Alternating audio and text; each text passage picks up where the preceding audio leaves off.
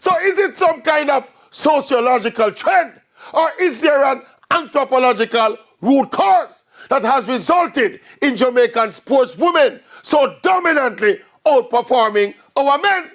Cases in point, the recent heroics of the reggae girls in getting to the last 16 of the Football World Cup.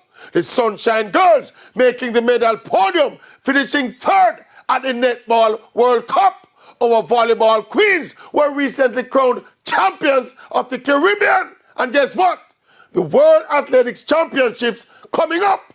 And guess who expected to dominate the performances and the medal count? The women, as they've been doing in recent years. And this sporting trend translates onto other areas of life, like education, career, professional competence, financial independence. The women are leading. But what exactly is it, though, that has resulted in our women becoming more and more progressive and successful, while our men have become more and more worthless? Is the success of the women at the expense of men?